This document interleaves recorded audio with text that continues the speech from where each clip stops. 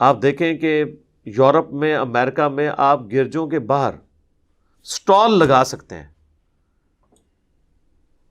جس میں آپ اسلام کی دعوت ان کو گوروں کو پیش کریں. جو لوگ باہر نکل رہے ہیں ان کے سامنے سٹال، یہ ایون احمد دیدار صاحب رحمہ اللہ تعالیٰ کے جو اسٹوڈنٹس ہیں انہوں نے سٹالز لگائے ہوتے ہیں، اور باقاعدہ وہ ساری کرسچینٹی کے جو فرسودہ عقائد ہیں ان کو کنڈیم کرنے والے کتابچے اس پہ رکھے ہوتے ہیں، اور باقاعدہ وہ آواز دے کے اس جیزس گاڈ، کیا جیزس گاڈ ہے، اس طرح مختلف چھوٹے چھوٹے ٹاپک پہ انہوں نے کتابچے ہیں وہ دیتے ہیں.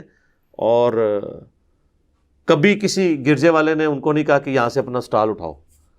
یہاں آپ مسلمانوں میں سنی شیعہ کی مسجد کے باہر، شیعہ سنی کی مسجد کے باہر، بریلوی دیوبندی دونوں ایک روحانی ابا جی کی اولاد، دونوں حنفی، ایک دوسرے کی مساجد کے باہر سٹال نہیں لگا سکتے.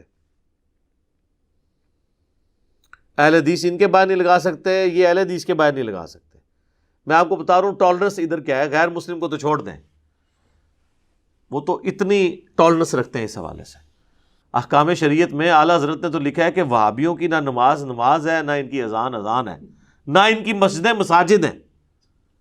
ٹھیک ہے، اور یہ انہوں نے ملفوظات کے اندر، ان کے بیٹے نے ملفوظات نقل کیے ہیں، اور احکام شریعت میں انہوں نے یہاں تک لکھا ہے کہ یہود و نصارہ کا ذبیحہ حلال ہے، لیکن وہابیوں کا، دیوبندی اور اہل حدیث کا ذبیحہ بھی حرام ہے. تو یہ آپ کس لیول پہ ان کو مان رہے ہیں؟ آپ دیکھیں، یعنی یہود و نصارہ سے بدتر. جب آپ یہود و نصارہ سے ان کو بدتر مان رہے ہیں تو پھر آپ نے کہاں پہ ٹالرنس شو کرنی ہے؟ یہ تو ہم نے باقاعدہ یہ کہا کہ آج کل یہ انہوں نے صرف ہمارے اس پلیٹ فارم کی دعوت سے ڈر کے یہ لوگ بظاہر اکٹھے ہوئے ہیں، اندر سے تو کوئی اکٹھے نہیں ہے. یہ ایک دوسرے کے بہت سخت خلاف ہیں، کیونکہ ان کے بڑوں نے جتنی بڑی دراڑیں ڈالی ہیں نا، آج ان دراڑوں کو فل کرنا آلموسٹ امپاسبل ہے.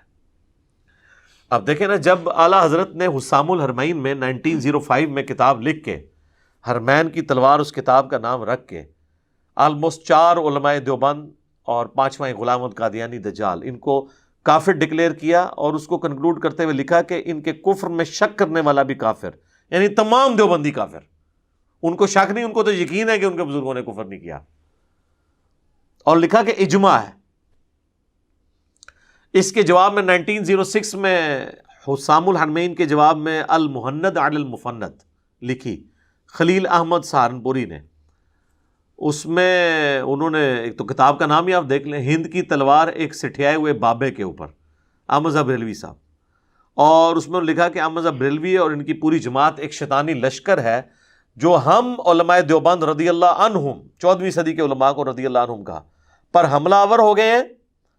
اور اس میں انہوں نے کنکلوڈ کرتے ہوئے یہاں تک لکھا کہ جس طرح انبیاء پر شیاطین حملہ آور ہوتے تھے نا، اس طرح ہمارے علماء دیوبند رضی اللہ عنہم کے اوپر یہ رضی اللہ عنہ، میں نہیں کہہ رہا، انہوں نے کہا ہے، حملہ آور ہوئے میں. تو یہ اتنی بڑی بڑی دراڑیں ان کی. یہ ان کی بات کر رہا ہوں جو دونوں حنفی ہیں، چند ایک مسائل میں اختلاف ہے. پرانے سارے بزرگ ان کے، ایون یہ آپ سمجھ لیں 13ویں صدی تک کے سارے بزرگ کامن ہیں. اب ابن عابدین شامی کا فتاوی شامی دیوبندی بھی پڑھتے ہیں اور بریلوی بھی پڑھتے ہیں. اس وقت تک سارے اکٹھے تھے. ایک بس وہ دیوبند مدرسہ بنا اور منظر الاسلام بریلی میں مدرسہ بنا، اور یہ تفریق شروع ہوگی. پیچھے سب کچھ ہے، اور آپس میں آپ دیکھیں ایک دوسرے کو مسلمان بھی نہیں سمجھ رہے. اور جب ہم یہ کہتے ہیں نہیں، ہم اپنے آپ کو مسلمان سمجھتے ہیں. میں نے کہا یار اس طرح تو مسئلہ نہیں حل ہوگا.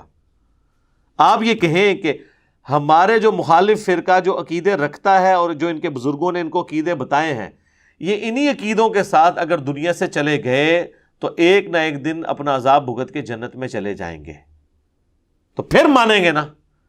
یہ ڈپلومیٹک سٹیٹمنٹ دیتے ہیں کہ اگر شرک نہ کیا ہو. وہ تو سر اگر اہل حدیث کہہ رہے ہیں نا کہ اگر بریلویوں نے شرک نہ کیا ہوا تو وہ جنت میں جائیں گے، تو بریلوی بھی آپ کے بارے میں یہی کہیں گے کہ اگر اہل حدیث گستاخ رسول نہ ہو تو وہ اب اہل حدیث ڈھونڈنا پڑے گا جو گستاخ رسول نہ ہو بریلویوں کی نظر میں. ٹھیک ہے، یعنی ایسی مچھلی جو ہوا میں اڑتی ہو تو ہم اسے پرندہ مان لیں گے. تو ابھی تک تو اس طرح کی کوئی مچھلی نہیں ہے. تو یہ تھریٹیکل سٹیٹمنٹس ہوتی ہیں. تو ایک دوسرے کو مسلمان نہیں سمجھتے، بالکل نہیں سمجھتے. اور اہل حدیث تو خیر اس میں سب سے آگے ہیں. میں سمجھتا ہوں اس وقت پوری دنیا کے اندر جتنا یہ تکفیریت پھیلی ہوئی ہے نا، اس میں 2 مکاتب فکر مجرم ہیں بڑے لیول کے اوپر. میں یعنی سب کو نہیں کہوں گا, ایک تو یہ سلفی اسکول آف تھاٹ یعنی اہل حدیث اور دیوبندی. بریلوی بھی گستاخ رسول کہہ کے آلموسٹ تکفیر ہی کر رہے ہوتے ہیں, لیکن ان کا اس طریقے سے ذرا تھوڑا سخت رویہ نہیں ہے کہ وہ کافر و مشرک ڈائریکٹ آ کے کہتے ہیں. تو یہ تکفیریت انہوں نے اٹھائی ہوئی ہے, اور آج بے شک یہ آپس میں ایک دوسرے کو کہتے رہے کہ جی ہم نہیں, جی بھائی ہیں ہمارے. وہ بھائی بوئی کوئی نہیں سمجھتے ہیں. اور جو علماء یہ بھائی ہونے کا دعویٰ کر رہے ہیں, ان کے ابا جان نے جو کتاب لکھی ہے البریلویہ, اس کے اندر تو انہوں نے کوئی بری چیز چھوڑی نہیں ہے جو احمد رضا بریلوی اور ان کے فالورز کی طرف منسوب نہ کی ہو. بعض اوقات جھوٹی باتیں منسوب کی. میں نے اس کتاب کا بھی پوسٹ مارٹم کیا ہوا ہے, وہ آپ یوٹیوب کے اوپر جا کے دیکھ سکتے ہیں, اہل حدیث علماء کا احمد رضا بریلوی پر الزام. یہ جناب احسان اللہ ظہیر صاحب جو ہیں, یہ انہوں نے البریلویہ کتاب لکھی. اہل حدیث کے بہت بڑے عالم دین فوت ہو چکے ہیں, اور یہ اردو میں اس کا ترجمہ ہوا 1988 کے اندر. یہ البریلویہ کتاب, اس کے اندر تو خیر اس کے اوپر تو 1 گھنٹہ لادہ سے بولا جا سکتا ہے. جو زبان انہوں نے استعمال کیا مطلب بریلوی صاحب کے بارے میں, صرف میں آپ کو ذاتیات والی بات بتاتا ہوں کہ یہ اب ان دونوں پیجز کو اکٹھے ہی آپ کور کر دیں تاکہ ٹائم بچ جائے, کہ انہوں نے کس طرح ذاتی حملے کی ہیں, یعنی علمی دلائل کو بالے طاق رکھتے ہوئے بالکل ذاتیات کے اوپر بات کی ہے. یہ تو آپ خود پڑھ کے بھی دیکھ سکتے ہیں, اس کا آپ مقدمہ ہی پڑھ دیں تو آپ کو پوری انٹینسٹی فیل ہو جائے گی. جی ٹھیک ہے جی. یہ لکھتے ہیں کہ احمد رضا بریلوی کا رنگ نہایت سیاہ تھا, ان کے مخالفین انہیں اکثر چہرے کی سیاہی کا تانا دیا کرتے تھے. یہ دیکھ لیں, یہ اسی طریقے سے ہے کہ آپ کوئی یعنی حضرت بلال حبشی رضی اللہ تعالیٰ عنہ کے بارے میں یہ لکھنا شروع کر دیں. ان کے خلاف لکھی جانے والی یہ کتاب کا نام ہی التین اللازب علی الاسود الکاذب. وہ کہتے ہیں ان کے خلاف ایک کتاب لکھی گئی ہے کہ چپکی ہوئی مٹی کالے چہرے والے کے منہ پر. وہ کہتے ہیں یہ چیز بتا رہی ہے کہ احمد بریلوی صاحب کتنے کالے تھے, اور انہوں نے اپنا چہرہ خود بنایا سی, اللہ نے بنایا سی. پھر لکھتے ہیں کہ جناب احمد رضا نحیف و نزار تھے, درد گردہ اور دوسری کمزور کر دینے والی بیماریوں میں مبتلا تھے, کمر کی درد کا شکار رہتے تھے. اس طرح یہ علمی باتیں ہو رہی ہیں جناب, علمی باتیں. اسی طرح سر درد اور بخار کی شکایت بھی عموماً رہتی تھی. ان کی دائیں آنکھ میں نقص تھا, اس میں تکلیف رہتی تھی, اور وہ پانی اتر آنے سے بے نور ہوگی. طویل مدت تک اس کا علاج کراتے رہے مگر وہ ٹھیک نہ ہو سکی. ایک مرتبہ ان کے سامنے کھانا رکھا گیا, انہوں نے سالن کھا لیا مگر چپاتیوں کو ہاتھ تک نہ لگایا. ان کی بیوی نے کہا کیا بات ہے, تو انہوں نے جواب دیا مجھے تو روٹیاں نظر ہی نہیں, حالانکہ وہ سالن کے ساتھ ہی رکھی ہوئی تھی. یہ علمی باتیں ہو رہی ہیں جی, علم کی دنیا ہے یہ, آپ دیکھ لیں. جناب بریلوی نسیان میں بھی مبتلا تھے, ان کی یاداشت کمزور تھی. ایک دفعہ اینک اونچی کر کے ماتھے پر رکھ لی, گفتگو کے بعد تلاش کرنے لگے, اینک نہ ملی اور بھول گئے کہ اینک ان کے ماتھے پر ہے. کافی دیر پریشان رہے, اچانک ان کا ہاتھ ماتھے پر لگا تو اینک ناک پر آ کر رک گئی. تب پتہ چلا اینک تو ماتھے پر تھی. یہ علمی باتیں ہو رہی ہیں. آپ ذرا دیکھ لیجئے کہ یہ مطلب ہماری یعنی علماء کی اپروچ ہے. اس کے بعد یہ ذرا دیکھیں, یہ والا پیج صرف کور کریں جی. یہ والا بالکل سراسر جھوٹ لکھا, اور یہ کہا کہ امام رضا بریلوی صاحب جو ہیں یہ چھپے ہوئے رافضی تھے. آپ تمہید ایمان میں اور جو کتاب حسام الارمین میں پڑھ چکے کہ انہوں نے تو اہل حدیث دیوبند کو یہ تانا دیا ہے کہ تم لوگ رافضی ہو. وہ رافضی ہونے کو خود کہاں صحیح سمجھتے تھے. احکام شریعت میں امام رضا بریلوی صاحب سے پوچھا گیا کہ نبی علیہ السلام کے بعد امت میں سب سے افضل کون ہے, تو انہوں نے کہا سیدنا ابوبکر صدیق رضی اللہ تعالیٰ عنہ. بلکہ میں اب اس ٹاپک پہ نہیں جانا چاہتا کہ کئی معاملات میں انہوں نے تو امیر شام حضرت معاویہ ابن ابی سفیان رضی اللہ تعالیٰ عنہ کا بھی ضرورت سے زیادہ دفاع کیا احمد بریلوی صاحب نے. تو یہ کون سا رافضی ہے جو حضرت امیر معاویہ کا دفاع کرتا ہے اور ضرورت سے زیادہ, اور اس میں جھوٹی روایتوں کا بھی سہارا لیا گیا. پھر ان کے آگے جو پوتا شاگرد تھے مفتی احمد جہاں نعیمی صاحب, انہوں نے تو پھر پوری کتاب بھی لکھ دی. تو جھوٹا الزام ہے. یہ لکھتے ہیں کہ احمد بریلوی صاحب نے مسلمانوں میں شیعہ مذہب سے ماخوذ عقائد کی نشر و اشاعت میں بھرپور کردار ادا کیا. کوئی ظاہری شیعہ اپنے اس مقصد میں اتنا کامیاب نہ ہوا جتنا کامیابی احمد بریلوی صاحب کو ملی. اس سلسلہ میں تقیہ کے لبادے میں حاصل ہوئی. انہوں نے اپنے تشیع پر پردہ ڈالنے کے لیے چند ایسے رسالے بھی تحریر کیے جن میں بظاہر شیعہ مذہب کی مخالفت اور اہل سنت کی تائید پائی جاتی ہے. شیعہ تقیہ کا یہی مفہوم ہے جس کا تقاضا انہوں نے کما حقہ ادا کیا. استغفر اللہ توب علی. انہوں نے رد الرافضہ جو کتاب لکھی ہے اس میں اہل تشیع کے اوپر کفر کے فتوے لگائے ہوئے ہیں, خلاف نہیں لکھی, کفر کے فتوے لگائے ہوئے ہیں. اتنا وہ غلو کرنے والے تھے شیعہ کے مسئلے میں, اور انہوں نے پکڑے ان کو کھاتے میں ڈال دیا. یعنی اسی وجہ سے تو پھر یہ مناظرے آلتے ہیں نا.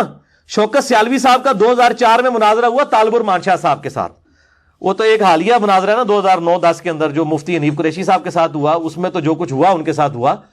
اس سے بھی 5-6 سال پہلے 2004 میں شوکت سیالوی صاحب جو سعید اسد صاحب کے شاگرد ہیں, انہوں نے طالب الرحمان شاہ صاحب کو بالکل کلین بولڈ کیا مناظرے کے اندر. انہوں نے یہ شعر احمد بریلوی صاحب کے کھاتے میں ڈال دیا اور بریلوی علماء کے کھاتے میں. وہ آپ نے اکثر سنا ہوگا, اور ڈاکٹر اسرار صاحب نے بھی غلطی سے یہ شعر بیان کر دیا. میں نے ان کو کہا کہ آپ نے غلط بیان کیا. وہ کہتے ہیں یار میں نے تو بس وہ اہل حدیثوں سے سن کے بیان کر دیا تھا. یہ جھوٹ لکھا ہے اس کتاب میں. بریلویہ کتاب کی کئی جھوٹوں پر مشتمل ہے. یہ آپ ذرا دیکھیں, ذرا ان کو جھوٹ دکھائیں انہوں نے شعر, یعنی یہ کفریہ شعر احمد بریلوی صاحب اور ان کے فالوورز کی طرف منسوب کیا انہوں نے.